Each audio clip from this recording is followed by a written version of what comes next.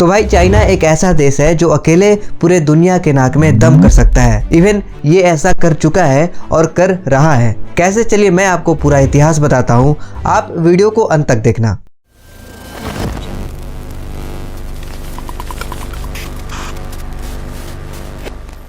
China को virus का घर कहा जाता है।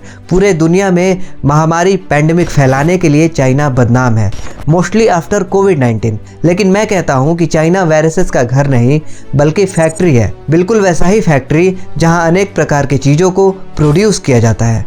तो क्या चाइना डिफरेंट प्रकार के वायरसेस को फैक्ट्री में प्रोड्यूस करता है?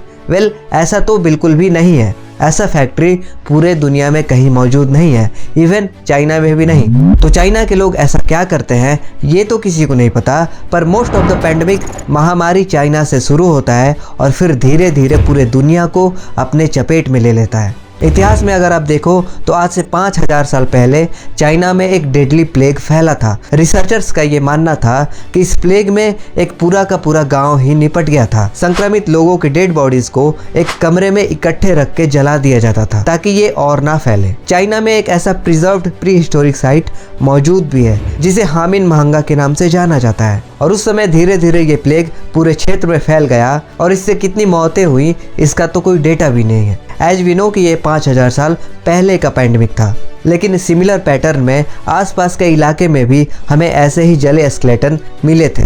इससे तो आप अंदाज़ा लगा सकते हो कि इस प्लेग से लोगों में कितना ज़्यादा खौफ था।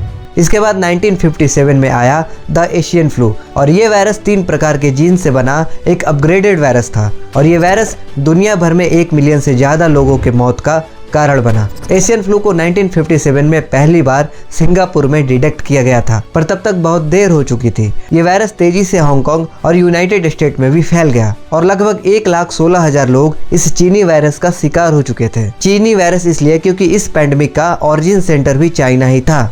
द एशियन फ्लू पैंडेमिक के ठीक 11 साल बाद जुलाई 1968 में आया द हांगकांग फ्लू। और हाँ, जैसा कि नाम से आपको पता लग रहा है, इस वायरस का सेंटर पॉइंट भी हांगकांग शहर ही था। अब दोस्तों, वायरस जहाँ से फैलना शुरू होता है वहाँ की आधी आबादी या तो खत्म हो जाती है या फिर वो जगह हमेशा के लिए अबंडेंट हो जाता है। और हांगकांग शहर के साथ हुआ भी कुछ ऐसा ही। इस फ्लू पैंडेमिक में हांगकांग की 15% आबादी खत्म हो गई। वेल, ये हांगकांग की आधी आबादी तो नहीं है, पर rate of death Asian flu से कई गुना ज्यादा था। मात्र 17 दिनों में इसके केसेस सिंगापुर और वियतनाम में भी देखने को मिलने लगे और सिर्फ 3 महीने बाद ही फिलीपींस, इंडिया, यूरोप, ऑस्ट्रेलिया और यूनाइटेड स्टेट में भी ये फैल गया। एक्सेप्ट हांगकांग 1 मिलियन से ज्यादा लोग इस वायरस के चपेट में आकर मर गए।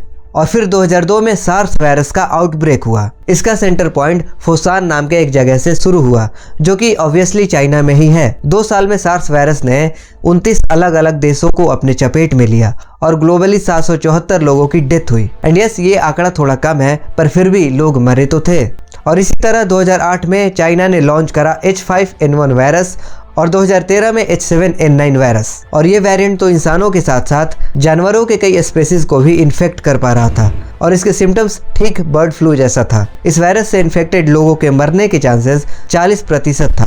2016 तक 1223 लोग इस वायरस के विक्टिम थे। और हाँ, अब आप ये सोच रहे होंगे कि इसके बाद चाइना ने कौन सा वायरस लॉन्च करा होगा। तो दोस्तों, इसके बारे में इतना क्या सोचना, इस वायरस से तो आप भली भांति वाकिफ हो।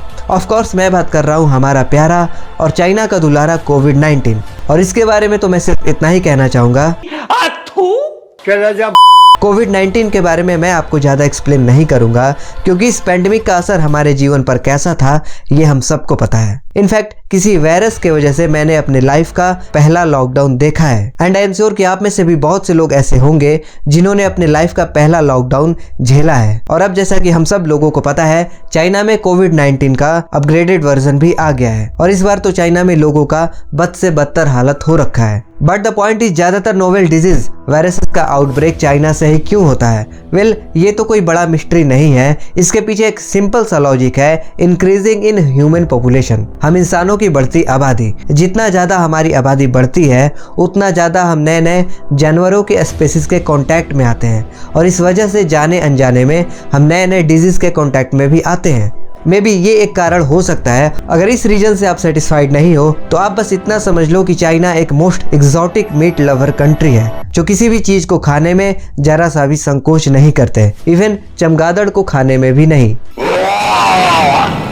और बैट तो खुद चलता फिरता एक वायरसेस का घर होता है। एक रिपोर्ट के मुताबिक चमगादड़ में ऐसे पैथोजेंस पाए जाते हैं जो इंसानों और जानवरों के कांटेक्ट में आते ही हमें इन्फेक्ट कर सकते हैं। बैट्स को खाने में अगर जरा सा भी लापरवाही करोगे तो आपका मरना तय है। और इतना सेंसिटिव जानवर को तो चाइना में एज अ स्ट्रीट फूड खाया जाता है। तो ये भी एक मेजर कारण हो सकता है कि क्यों चाइना ज्यादातर पैंडेमिक का सेंटर पॉइंट है। खैर, इस पूरे एनालिसिस पर आपका क्या कहना है? चाइना के बारे में आपका क्या राय है? कमेंट में बताओ। वीडियो को लाइक, चैनल को सब्सक्राइब कर लो। मिलते हैं किसी नए वीडियो में किसी नए टॉपिक के साथ। तब तक के लिए बाय।